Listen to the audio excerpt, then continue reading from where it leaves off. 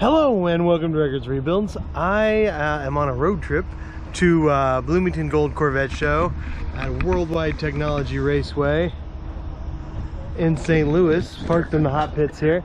And I just wanted to tell you guys about something that made my life a little easier on this trip. And this is the Joy Frigo 16-quart automotive refrigerator. Okay, so it's a refrigerator for your car. And it's really cool. I've really enjoyed it. I'll tell you all about it right here. I think it's worth getting if you own a C8 Corvette because it is just the right size. So you can take a look at it right here. It lets you turn it on. You can set the temperature. I usually set it to 1 degree Celsius, which is just a little bit above freezing. And then it's got 2 sources of power. You can have your DC power for the car, but just be really careful when you remove these. This is the one weak point of this whole unit, is that this is pretty flimsy, and this little sticker will like peel off there if you just try to yank it right out. So be careful when you do that. Other than that though, it's been just great.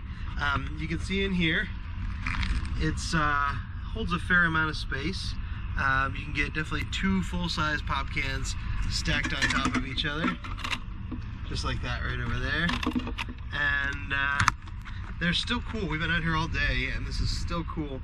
It has a fail-safe mechanism on it that will turn the refrigerator off if you get less than 12 volts of power going into it.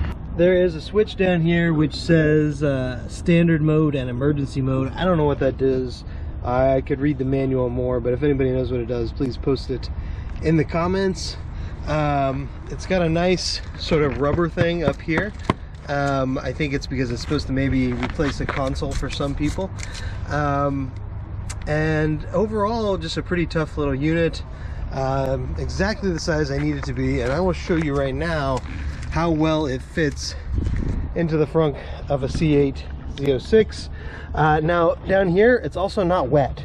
Right, so I don't know where the condensation from this refrigerator goes, but it doesn't appear to be draining out the bottom, so it's not getting the floor of the front wet. So down here, it's got these 2 little handles, one on each side there, and you can just lift it right in here, down in there, and then of course your power cord just plugs in right there, and you can see right here. It's got power. It's showing 6 degrees Celsius. So it's been turned off all day and it's still reading 6 degrees Celsius in there. Started out at 1 degree, and then briefly it'll give you an error message because the voltage goes low while the car's turned off, and it shuts it off. Okay, so this thing is just a little bit tough to get out because if it was even an inch wider, I don't think it would fit. So what you do is you take the back side, you kind of rock it this way. You get one hand on the handle there, get one hand on the other handle, and it lifts out of there just like that. So yeah, it's worked really well for me. If you're interested, you might want to consider picking one up. The link will be in the description below. And otherwise, thanks for watching, guys.